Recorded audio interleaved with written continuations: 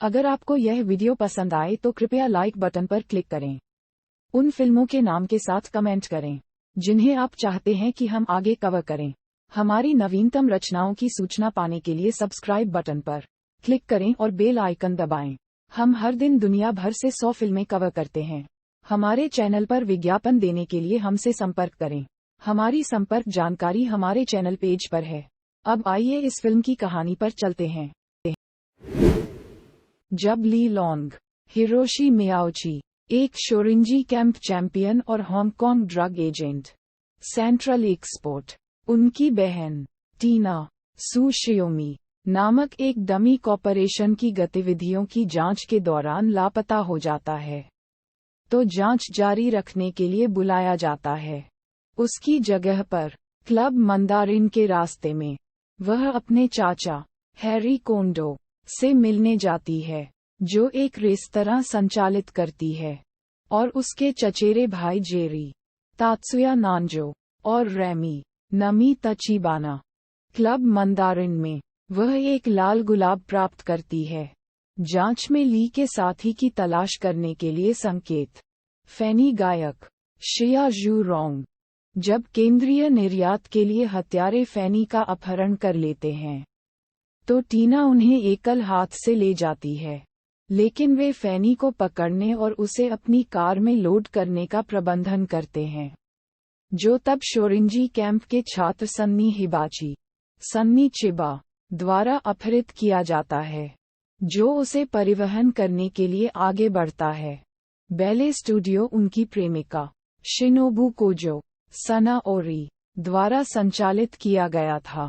उसे विफल करने के लिए अपने मिनियंस पर गुस्सा रेयोजो हयाशी, शोहेई यामामोटो, एक भाड़े हैमहेड मिल्टन इशिबाशी को काम पर रखता है, जो कि टेत्सुजी फुजिता असो उचिदा के नेतृत्व में शोरिंजी कैंप स्कूल की जासूसी करने के लिए है।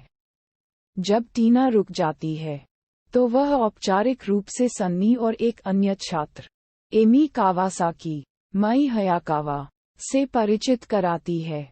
सन्नी ने टीना को आश्वासन दिया कि फैनी के सभी अधिकार। वह फैनी से सवाल करने के लिए कोजो के बैले स्टूडियो में पहुंचती है।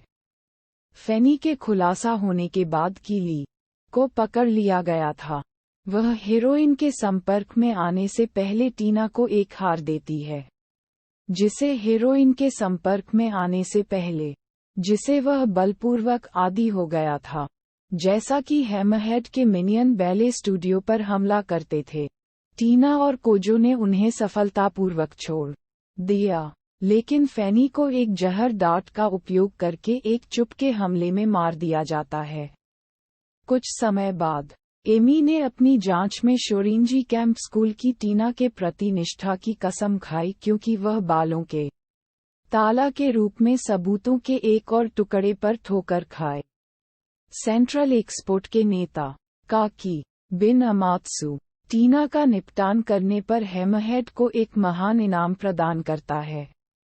टीना के कई मिनियंस को साफ करने के बाद वह हैमरहेड का सामना करती है, और वे एक पुल पर लड़ते हैं।